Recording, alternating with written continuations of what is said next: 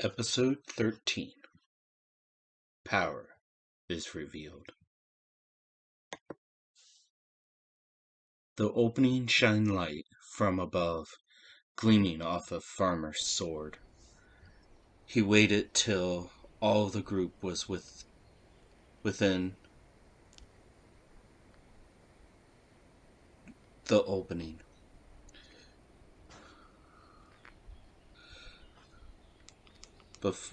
Before he slowly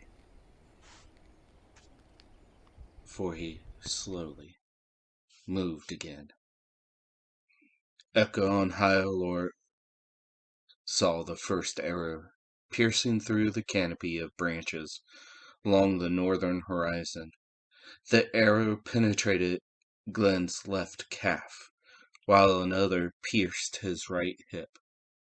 And with that, a scream from the want-to-be noble came out as Love tried to move to let the arrows impact her. Her great sword swiped through the air, landing on the ground in front of her, with a greenish-brown smoky light show. The ground erupted in a straight line towards the underbrush where the arrows flew from.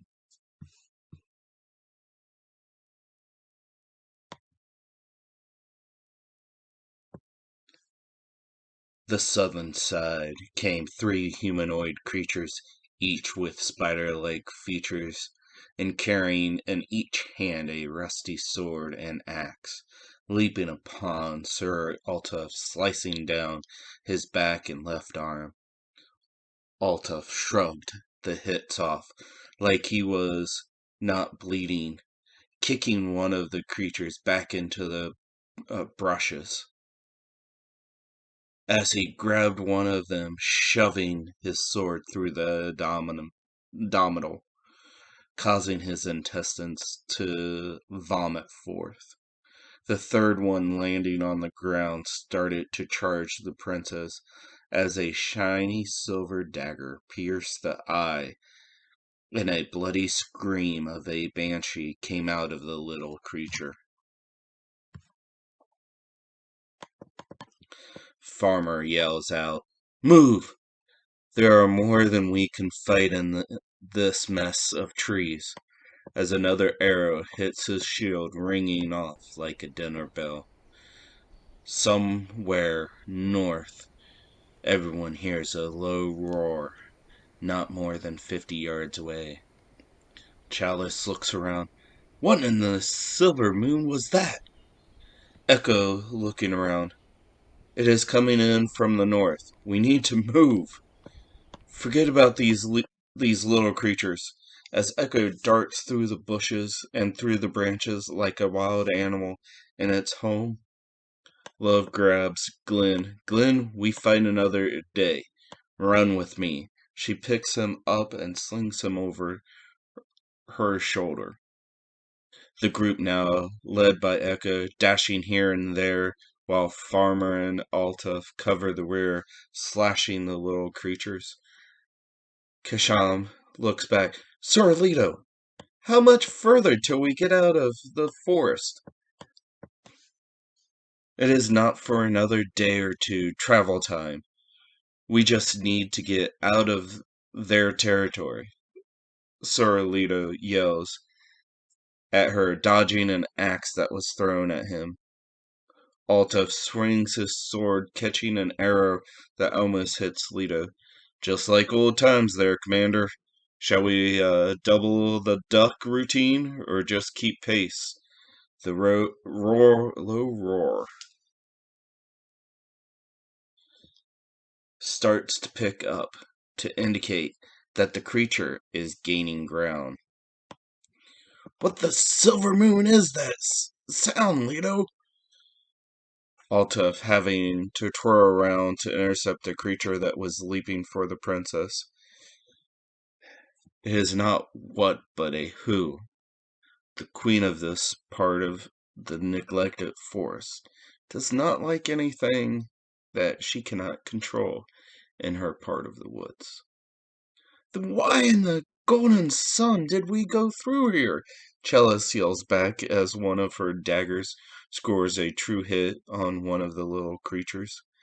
She is usually not out in the day, so I have no clue, Leto says, holding up his shield, letting the creature with the sword bounce off of it. Just keep running! We will get out of this by running. Just then, Echo slides to a halt as a long, spindly leg slashes down from above him, as the rest of the group's eyes widen at the sight of the queen of the neglected forest. Standing close to 15 foot tall, her black scaled skin shines a bluish tint. Her 8 legs cover more than twice her height. Her bulbous rear end has about a dozen of those humanoid creatures hanging on to what looks like silver hairs. Joining to that is a humanoid body. The grayish-brown skin divides into 4 arms. 2 of them grip a halberd as tall as she is, her face orcish in jawline, but with ears like elvins. Her black hair contrasts with her yellowish golden eyes, her voice one that would be sweet if it was not for this horror of a sight, as she speaks. Why do you travel in my kingdom without permission? Echo looking straight up at her. We do not mean to disturb your kingdom. That is why we travel during the day, not night. Silence, you liar of thieves. You came to steal my eggs. Her voice trails off into a high-pitched S. The princess steps forward as Love places a hand on her shoulder. Princess looks at Love. It is okay. Turns back. My queen. She formally bows. I am Princess Kisham of the Eastern Kingdom. I am on a quest westward in search of the abyss. Our friend Oros had a vision that greatly disturbed us, and we seek passage through your kingdom. Also, we seek allies if this vision is true. And a new age is upon us. Echo looks over his shoulder at her with an amazed look on his eyes.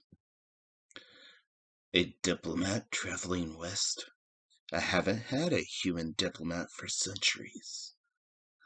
The queen slowly turns her halberd around, and grabbing it with both right hands, she is not letting her guard down, but you can see the wheels turning in her head. I am Queen Latish Silvertooth, clan of the Blood Trees. These little ones are my children. I am the last of my kind, and waiting for my partner to be born. So you can see I take my kingdom very seriously. Why should I let you leave here with your lives? Tell me about this vision. I may not eat this one. As the queen's leg gets a little closer to Echo. My queen, Latish Silvertooth, you see this vision is of a great peril, and it was said that one of the legends has been found and used. If this is true, the vision also said that the age of Potentia will be new. We seek if this is true, and if so, maybe we can rejoin our families, knowing that magic is reborn in the world and should not be a crime. The princess gracefully says as she sits on a fallen tree. You think this is new to me? little princess of the East. I have not stopped using Potentia. You all try to hide this from each other, but I see the Potentia on each of you. That is what drew me out of my slumber. I wanted to know who or what had so much magic moving through my forest. It is just not one of you, but all. Why would this vision affect me? Her anger could be seen as flashes of red on her cheekbones.